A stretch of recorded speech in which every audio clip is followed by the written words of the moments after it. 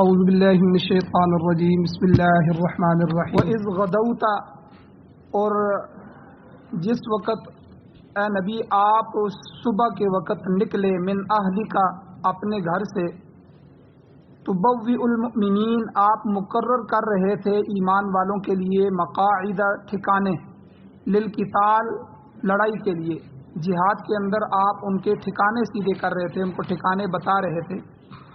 واللہ سمیع علیم، اللہ تعالی سنتا ہے اور جانتا ہے، سب کچھ سننے والا ہے، جاننے والا ہے۔ اور اذ ہمت، اس وقت ارادہ کیا، خیال کیا، طائفتانی دو گروہوں نے ایمان والوں میں سے، منکم تم میں سے، ان تفشلا یہ کہ وہ بزدل ہو جائیں، پیچھے رہ جائیں، بیٹھ جائیں۔ واللہ ولیہما، حالانکہ اللہ تعالیٰ ہی ان کا بھی ولی ہے، اللہ ان دونوں گروہوں کا ولی ہے۔ وعلی اللہ فلیتوکل المؤمنون، اور چاہیے کہ ایمان والے اللہ تعالیٰ پر ہی توکل کریں، بھروسہ کریں۔ سورہ آل عمران کی آیت نمبر 121 اور 122 آج آپ کے سامنے تلاوت ہوئی ہے، آپ نے ترجمہ سنا۔ سب سے پہلے ربط آیات ہیں کہ ان آیات کا پہلی آیتوں کے ساتھ تعلق کیا ہے۔ پہلی آیات میں اللہ تعالیٰ نے اہل کتاب کی دشمنی، عناد، بغض کا تذکرہ کر کے ان کے ساتھ دوستانہ تعلقات استوار کرنے کی ممانعت فرما دی، اور دوسری بات یہ بھی بتا دیا کہ جو عناد، جو بغض ان کے دلوں میں پایا جاتا ہے وہ بہت زیادہ ہے۔ اور تیسری بات اللہ تعالیٰ نے اہل ایمان کو پیچھے یاد دلایا کہ تم تمام آسمانی کتابوں پر ایمان رکھتے ہو، مگر اہل کتاب قرآن پاک کو اللہ کا کلام تسلیم کرنے کے لیے تیار نہیں۔ اور چوتھی بات یہ فرمائی کہ ان حالات میں تمہاری اہل کتاب کے ساتھ دوستی کی کوئی گنجائش باقی نہیں ہے، اگر ان سے قریبی تعلقات قائم کیے گئے تو وہ اہل اسلام کو نقصان پہنچائیں گے۔ اور اللہ تعالیٰ نے پانچویں بات یہ بھی پیچھے ذکر کی کہ اے ایمان والو، اگر تم دو چیزیں اختیار کرو، صبر اور تقوی، اس پر قائم رہو گے تو اہل کتاب، یہود و نصارہ، پوری دنیا کے کافر مشرکین، یہ اپنی تمام تر عداوت اور دشمنی اور بغض کے باوجود تمہارا کچھ نہیں بگاڑ سکیں گے۔ اور اللہ تعالیٰ نے یہ بھی ذکر کیا کہ اللہ ان کے تمام اعمال کا احاطہ کیے ہوئے ہے، اللہ کے سامنے ہے کہ وہ کیا کہہ رہے ہیں اور کیا کر رہے ہیں۔ شیخ عبد القادر جیلانی رحمہ اللہ، بہت بڑے اللہ والے اولیاء کے سرتاج گزرے ہیں، ان سے کسی نے تقوی کے متعلق سوال کیا کہ حضرت تقوی کیا ہے؟ اللہ ہمیں بار بار کہتے ہیں کہ تم تقوی اختیار کرو، یہاں بھی کہا گیا کہ اگر تم صبر اختیار کرو گے اور ساتھ تقوی اختیار کرو گے تو دنیا کی کوئی طاقت تمہیں نقصان نہیں پہنچا سکتی۔ تو پیران پیر شیخ عبد القادر جیلانی رحمہ اللہ نے یہ آیت کریمہ جو ہے وہ تلاوت کی، ان اللہ یأمر بالعدل والاحسان، یہ والی آیت پوری پڑھ کر سنا دی۔ تو آپ کا مطلب یہ تھا کہ تقوی سے مراد کفر، شرک اور گناہوں سے بچنا، معاصی سے بچنا، اور اس کے ساتھ ساتھ عدل اور انصاف کا قیام، یہ اس آیت میں ہمیں بتایا گیا، عدل و انصاف کا قیام۔ یاد رکھیں عدل ایک بنیادی اصول ہے، عدل ایک بنیادی اصول ہے جس پر تمام بنی نوع انسان کا عمل پیرا ہونا ضروری ہے، ہر انسان کا عادل ہونا ضروری ہے۔ عادل لوگ ہی دنیا میں اچھا نظام قائم کر سکتے ہیں۔ اسی عدل کی بدولت اچھی حکومت، اچھی سوسائٹی مرز وجود میں آتی ہے۔ یاد رکھیں جہاں عدل نہیں ہوگا وہاں نہ حکومت اچھی ہوگی نہ سوسائٹی اچھی ہوگی۔ لہذا مسلمانوں کو سمجھ لینا چاہیے کہ اگر انہیں کہیں کسی جگہ شکست ہو رہی ہے یا کوئی نقصان اٹھانا پڑ رہا ہے تو ان کو سمجھنا چاہیے کہ ان کے تقوی اور صبر میں خرابی پیدا ہو گئی، وہ ان ذرّی اصولوں پر قائم نہیں رہ سکے۔ اس لیے اللہ تعالیٰ نے فرمایا اگر تم ان اصولوں پر قائم رہو گے تو دشمن کی کوئی تدبیر بھی تمہارے خلاف کامیاب نہیں ہوگی۔ تو لہذا اب آج کی جو آیات ہیں، آج کے درس میں دو واقعات کی طرف اللہ نے اشارہ فرمایا اور اشارہ کر کے مثال بیان فرمائی۔ دو جنگیں ان آیات کے اترنے سے پہلے ہو گئی تھی. ایک جنگ بدر اور دوسری جنگ غزوہ احد. غزوہ بدر اور غزوہ احد یہ دو جنگیں. اللہ تعالیٰ نے کہا کہ دیکھو غزوہ بدر کے اندر، بدر کے میدان میں جو اہل ایمان تھے، صحابہ تھے ایمان والے، انہوں نے اللہ کی ذات پر مکمل بھروسہ کیا، تقوی اور صبر کا دامن انہوں نے تھامے رکھا، تو اللہ تعالیٰ نے بدر میں ان کو فتح عطا فرمائی. حالانکہ تعداد کے لحاظ سے مسلمان بہت تھوڑے تھے، 313 مسلمان تھے، دوسری طرف 1000 سے زیادہ کافر تھے. اور پھر جو سامان حرب تھا، لڑائی کا سامان تھا، تیر، تلوار، نیزیں، زرے وغیرہ وغیرہ، یہ بھی کوئی نہیں تھی، شدید قلت تھی. چند گھوڑے، چند تلواریں، چند نیزیں تھی. لیکن ان کا صبر اور ان کا تقوی مکمل تھا، اللہ تعالیٰ کی ذات پر بھروسہ مکمل تھا، توکل تھا، تو اللہ تعالیٰ نے بدر میں ان کو کامیاب فرمایا. اور دوسری طرف احد کے میدان میں مسلمانوں کی تعداد بہت زیادہ تھی، بدر کی نسبت بھی زیادہ تھی، لیکن صبر اور تقوی میں تھوڑی سی کمی آئی. اس کمی آنے کی وجہ سے شکست سے دوچار ہونا پڑا اور نقصان ہو. تو اب یہاں سے اللہ نے ان دونوں جہاد کے، دونوں غزوے کے واقعات بھی ذکر فرمائے ہیں. اب یہاں سے آگے غزوہ احد کی تفصیلات آ رہی ہیں. یہ آگے جتنی بھی آیتیں ہیں اس میں غزوہ احد کے اندر جو ہے وہ واقعات تفصیلاً آ رہے ہیں. اور اس موقع پر مسلمانوں کی طرف سے جو غلطی سرزد ہو گئی تھی اس پر تنبیہ فرمائی گئی ہے کہ آئندہ ایسی چیز کا اعادہ نہیں ہونا چاہیے. یاد رکھیں، ہمارا اہل سنت والجماعت کا یہ عقیدہ ہے کہ انبیاء معصوم ہیں، سارے نبی معصوم ہیں، نبی سے کوئی غلطی نہیں ہو سکتی، کیونکہ نبی کی جو عصمت ہے یہ ہمارا عقیدہ ہے کہ نبی معصوم ہوتا ہے. ان سے گناہ ہو جانا یا ان سے غلط بات کا ہو جانا یہ تو امت کے لیے رہنمائی بنتی ہے، نبی کی ہر بات امت کے لیے حدیث بنتی ہے. تو نبی کے منہ سے، نبی سے کوئی غلطی نہیں ہو سکتی. باقی رہ گئے صحابہ کرام. صحابہ معصوم نہیں ہیں لیکن محفوظ ہیں. محفوظ کا مطلب یہ ہے کہ صحابہ کے اندر ایمان، تقوی یہ اتنا بڑھ گیا تھا کہ وہ گناہ کی طرف نہیں جاتے تھے، ان کی طبیعتیں ہی گناہ سے خائف تھیں اور وہ نیکی اور تقوی کی طرف جاتے تھے. ہاں، انسان ہونے کے ناطے چونکہ عصمت کا پردہ نہیں تھا، معصوم نہیں تھے، تو کبھی کبھار امت کے سبق کے لیے ان سے کوئی نہ کوئی گناہ سرزد ہو گیا تو انہوں نے فوراً توبہ کی. اس کو کہتے ہیں محفوظ ہونا. صحابہ محفوظ ہیں کہ اللہ نے ان کو محفوظ رکھا، فوراً سے اس کی طرف متوجہ ہوئے اور اس غلطی سے امت کے لیے بے شمار مسائل فقہا نے لکھے ہیں. صحابہ کی چھوٹی سی غلطی امت کے لیے مسائل آ گئے سامنے، ان کے بہت سے مسائل حل ہو گئے. تو اب کئی ایسے موقع بھی آپ کے سامنے آئیں گے احادیث میں کہ کسی صحابی سے چوری ہو گئی، کسی صحابی سے زنا ہو گیا. اب دیکھیں قرآن تو اترا تھا حدود اللہ کی حدیں نافذ کی جائیں. اب ایک واقعہ بھی صحابہ کے زمانے میں ایسا نہ ہوتا تو امت کو کیسے پتہ چلتا کہ ان کی حد کیسے جاری کی جاتی ہے. حالانکہ صحابہ برگزیدہ ہستیاں تھیں تو ان سے جو ہے یہ کام گویا کہ اللہ نے امت کے لیے کروایا. تو یہ ایک آدھ مثال مل جاتی ہے کہیں، وہ پھر اس کے بعد اس صحابی نے ایسی توبہ کی کہ ایسی توبہ کی مثال جو ہے پوری دنیا میں نہیں ملتی. تو اس لیے یہاں غزوہ احد کی تفصیلات بھی بیان ہو رہی ہیں. اور جو تھوڑی سی مسلمانوں سے غلطی ہو گئی تھی اس غلطی پر اللہ نے تنبیہ بھی فرمائی اور کہا کہ آئندہ ایسی کسی چیز کا اعادہ نہیں ہونا چاہیے. اب میں آپ کے سامنے جنگ احد کا پورا واقعہ یا پس منظر پیش کرنا چاہتا ہوں تاکہ آپ کو پتہ چلے غزوہ احد ہوا کیوں تھا، اس کی وجہ کیا بنی تھی اور یہ کیا تھا. رمضان المبارک کے اندر 2 ہجری میں، سن 2 ہجری تھی، رمضان کا مہینہ تھا، اس میں جنگ بدر لڑی گئی. تو اللہ تعالیٰ نے مسلمانوں کو غزوہ بدر میں ایسی شاندار فتح عطا فرمائی کہ جسے رہتی دنیا تک یاد رکھا جائے گا. یہ پہلا جہاد تھا، پہلی جنگ تھی اسلام کی کفر کے خلاف، اور اللہ نے عجیب شاندار عظیم الشان قسم کی فتح عطا فرمائی. اب چونکہ یہ فتح مسلمانوں کو ہوئی تھی قریش مکہ کے مقابلے میں، اب قریش کو سخت عزیمت اٹھانی پڑی، سخت شکست ہوئی، تو وہ اس سے سیخ پا ہو گئے، غصے میں آ گئے، ان کے دلوں میں انتقام کا جذبہ بڑھنے لگا۔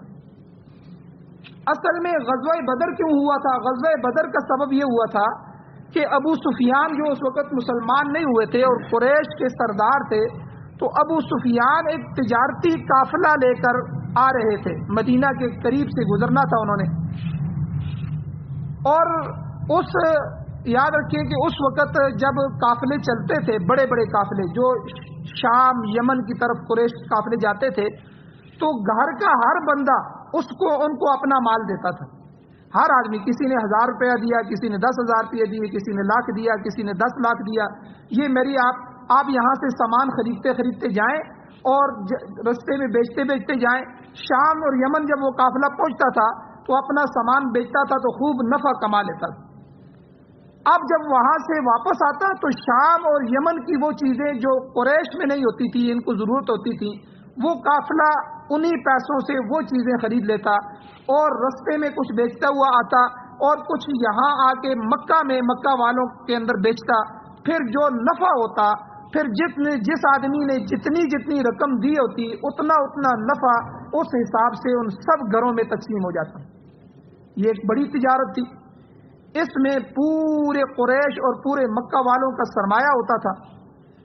تو اب حضور علیہ الصلوۃ والسلام نے اللہ کی وحی کے ذریعے صحابہ کو حکم دیا کہ یہ جو قافلہ ہے، ادھر ہمیں مکہ والے تنگ کرتے ہیں، انہوں نے وہاں سے نکال دیا اور اب ہمارا ہر جگہ پیچھا نہیں چھوڑ رہے، اب یہ جو سب جمع پونجی ہے ان کی، یہ جو قافلہ ان کا آ رہا ہے اور مدینے کے قریب سے گزرے گا، اس قافلے کو ہم نے لوٹنا ہے، اس قافلے پر حملہ کرنا ہے۔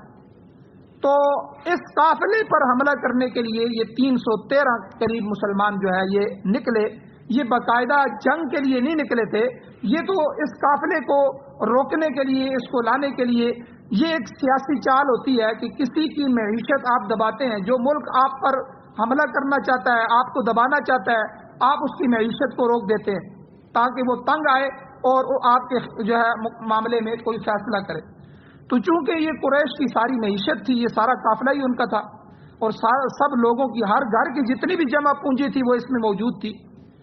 اب جب قریش مکہ کو پتہ چلا تو انہوں نے اعلان کر دیا کہ ہم نے اپنے اس قافلے کو بچانا ہے اور اس کی حفاظت کرنی ہے، یہ تو ہم مر جائیں گے، ہماری تو معیشت ساری تباہ ہو جائے گی۔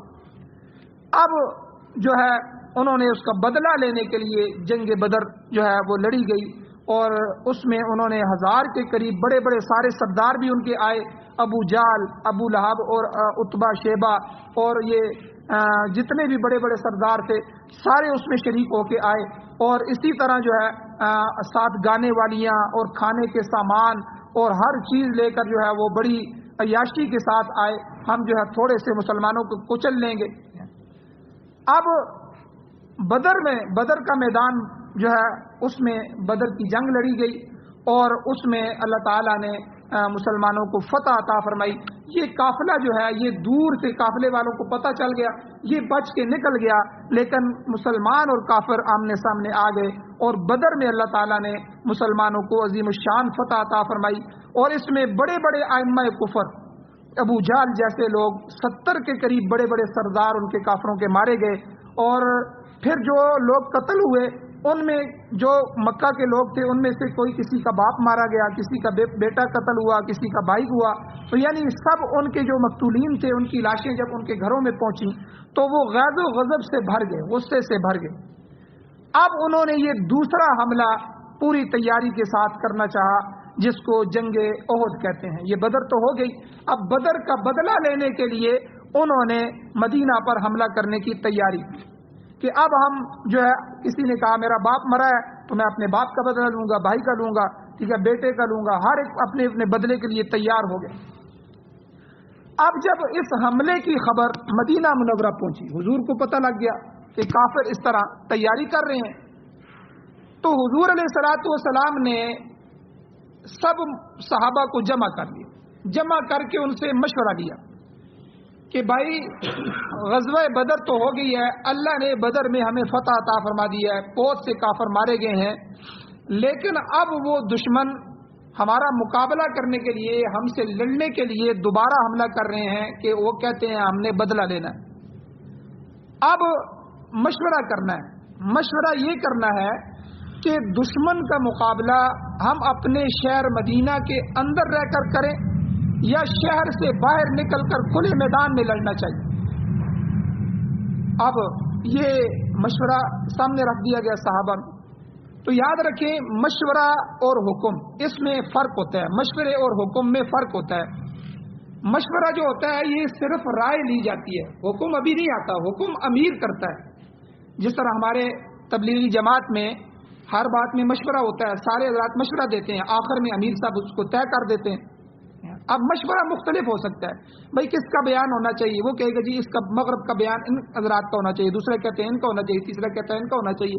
مشورے مختلف ہو جاتے ہیں، پھر آخر میں امیر صاحب حکم آخری جو ہوتا ہے وہ طے امیر صاحب کرتے ہیں، چلو بھائی یہ فلاں بھائی جو ہیں میرے دل میں اللہ یہ بات ڈال رہے ہیں کہ یہ مغرب کا بیان کر دیں۔ تو اس لیے تبلیغی حضرات یہ فرماتے ہیں کہ مشورے کا اصول یہ ہے کہ مشورے سے پہلے مشورہ نہ ہو اور مشورے کے بعد تبصرہ نہ ہو، یعنی مشورے سے پہلے ہی کسی سے مشورہ نہ لیا جائے، ہر ایک کو آپ نے بھائی میں نے یہ مشورہ دینا ہے، تم بھی اسی طرح کا مشورہ دو، ہم سب مل کے یہ مشورہ دیں گے۔ مشورے سے پہلے ایک دوسرے سے مشورہ نہیں کرنا۔ پھر مشورہ ہو گیا، اب حکم ہو گیا کہ فلاں نے یہ کام کرنا ہے، اب اس پر تبصرہ نہیں کرنا، او ہو میں نے یہ مشورہ دیا تھا میری بات نہیں مانی، اچھا اس کی مان لیتے، اچھا یہ ہو جاتا، ٹھیک ہے۔ مشورے سے پہلے مشورہ نہیں، مشورے کے بعد تبصرہ نہیں، یہ مشورہ ہوتا ہے۔ اب حضور تھے، حضور پر تو اللہ کی وحی نازل ہوتی تھی، لیکن حضور جو ہے اس موقع پہ اللہ تعالیٰ کی وحی نہیں آئی تھی۔ اب اللہ تعالیٰ کی طرف سے جب وحی نہ آتی تو حضور کو حکم دیا گیا تھا کہ وہ شاورہم فی الامر، قرآن میں کہ آپ ان صحابہ سے مشورہ کر لیا کریں۔ تو حضور علیہ الصلوۃ والسلام نے سب صحابہ کو بلا لیا اور کہا جی مشورہ دو کہ دشمن آ رہا ہے، حملہ کرے گا تو وہ مدینے والوں سے بدلہ لیں گے، اب ہم کیا کریں، شہر کے اندر رہ کر لڑیں یا کھلے میدان میں باہر نکلیں؟ اب اس میں واضح طور پر دو رائے ہوگی، چار طبقے ہوئے، چار طبقوں کی الگ رائے تھی لیکن دو رائے سامنے آئیں۔ نمبر ایک، نوجوان طبقہ، ٹھیک ہے، جو جوان تھے اور جوان صحابہ اکرام تھے، بالخصوص ان میں خصوصاً وہ صحابہ جو جنگ بدر میں شامل نہیں ہو سکے تھے۔ تو میں نے جس طرح پہلے ذکر کیا ہے کہ غزوہ بدر باقاعدہ غزوہ نہیں تھا کہ حضور اعلان کر کے جاتے کہ بھئی نکلو اور جہاد کریں گے، بلکہ یہ تو اس قافلے کو روکنے کے لیے جنگ لڑی گئی تھی۔ تو اس لیے حضور نے سرسری طور پر فرمایا بھئی اس قافلے کو روکنا ہے، اس کو لے کے آنا ہے، اس لیے صحابہ نکلو۔ تو جو نکل سکا تو وہ نکلا، تو وہ 313 پہنچ سکے تھے۔ اب جو پیچھے رہ گئے تھے وہاں جا کے پھر قافلہ تو بچ گیا تھا اور باقاعدہ کفر اور اسلام کا لشکر ہم نے سامنے آ گیا تھا، وہ تو جنگ بن گئی۔ تو اب جو صحابہ نوجوان طبقہ خصوصاً غزوہ بدر سے پیچھے رہ گیا تھا، شامل نہیں ہو سکے تھے، ان میں جوش اور ولولہ تھا اور وہ دشمن کا مقابلہ باہر نکل کر کرنا چاہتے تھے، اور ان لوگوں کی اکثریت تھی، یہ صحابہ زیادہ تھے۔ تو انہوں نے رائے دی کہ حضور ہمیں مدینہ کو چھوڑنا چاہیے، باہر نکل کے کھلے میدان میں دشمن کا مقابلہ کرنا چاہیے۔ تاہم دوسرا جو طبقہ تھا صحابہ میں، انصار خاص کر کے، جو مہاجرین کے علاوہ انصار تھے، مدینہ کے خود لوگ تھے، ان کی اکثریت یہ رائے تھی کہ دشمن کی تعداد بہت زیادہ ہے، کثیر تعداد ہے، اس کے پیش نظر مقابلہ ہمیں شہر کے اندر رہ کر کرنا چاہیے۔ ان کا خیال تھا کہ مجاہدین کے علاوہ جو عورتیں اور بچے جو ہیں وہ بھی شہر کی جنگ میں شریک ہو سکتے ہیں، اور خاص طور پر شہر کی جنگ میں وہ پتھر رکھتے ہیں، عورتیں ہر جگہ پتھر رکھتی ہیں، پتھروں کی بارش کر دیتی ہیں، اور اس سے بھی دشمن کو غنیم کو نقصان پہنچا سکتے ہیں۔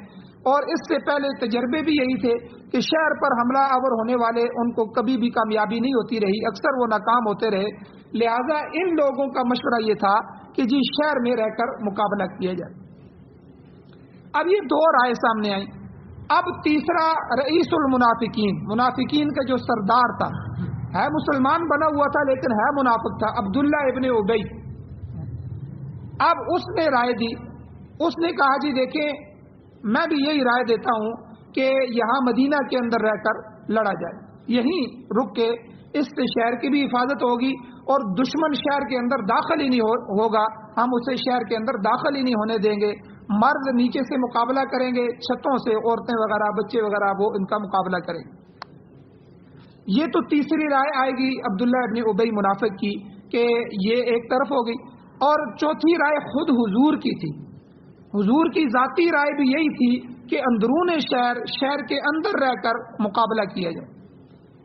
اب یہ 2 رائے اور 4 طبقے آ گئے۔ ایک رائے وہ نوجوانوں کی تھی جو باہر لڑنا چاہتے تھے اور ان کی اکثریت بھی تھی۔ دوسری رائے خود حضور کی، عبداللہ ابن ابی منافق کی اور انصار کی۔ یہ تینوں طبقوں کی ایک ہی رائے تھی کہ مدینے کے اندر رہ کر لڑا جائے۔ اب میں نے پہلے ذکر کیا ہے کہ اللہ تعالیٰ کی طرف سے جب کسی معاملے میں وحی نہیں آتی تھی تو اس کے لیے عام اصول قرآن مجید میں اللہ نے بیان فرمایا ہے، وَشَاوِرْهُمْ فِي الْأَمْرِ فَإِذَا عَزَمْتَ فَتَوَكَّلْ عَلَى اللَّهِ۔ آپ ان سے مشورہ کر لیں، پھر جب کسی کام کا آپ پختہ ارادہ کر لیں تو پھر اللہ پر بھروسہ کر کے آپ نکل جائیں، اس میں آپ کے ساتھ اللہ کی مدد ہوگی۔ یہ مشورے کا اصول اللہ نے قرآن میں بیان فرمایا۔ اب اس کے مطابق جب مشورہ طلب کیا اور اکثریت کی رائے مطابق جو ہے وہ شہر سے باہر جا کر مقابلہ کرنے کی ہوئی، تو حضور علیہ الصلوۃ والسلام نے اس میں یہی کہا کہ چلو پھر جو ہے ہم شہر سے باہر نکلتے ہیں، کیونکہ اکثریت کی رائے بھی ہے تو اس لیے ہم شہر سے باہر جا کر لڑیں گے۔ اب یہاں اسی دوران حضور علیہ الصلوۃ والسلام کو کچھ خواب آ گئے۔ حضور سوئے اور پیغمبر کا خواب جو ہے وہ وہی ہوتا ہے، پیغمبر کو جو خواب دکھلایا جاتا ہے وہ وہی ہوتی ہے اور اللہ کی طرف سے وہ رہنمائی ہوتی ہے۔ تو حضور علیہ الصلوۃ والسلام کو ایک خواب آیا، تو انشاءاللہ کل کے درس میں وہ خواب کے 3 حصے ہیں، پھر ان کی 3 تعبیریں ہیں اور آگے پھر غزوہ احد ہے، تو انشاءاللہ کل کے درس میں اس کو بیان کیا جائے گا کہ وہ خواب کیا تھے اور حضور علیہ السلام نے اس کی کیا تعبیر دی، اور اس میں کچھ نقصان کی طرف بھی اشارہ تھا تو وہ بھی حضور نے بیان فرمایا۔ اللہ جل شانہ سے دعا ہے اللہ ہمیں عمل کی توفیق عطا فرمائے، آمین۔ الحمدللہ رب العالمین والعاقبۃ للمتقین والصلاۃ والسلام علی رسولہ النبی الامی الکریم۔ اللهم ربنا آتنا فی الدنیا حسنۃ وفی الآخرۃ حسنۃ وقنا عذاب النار۔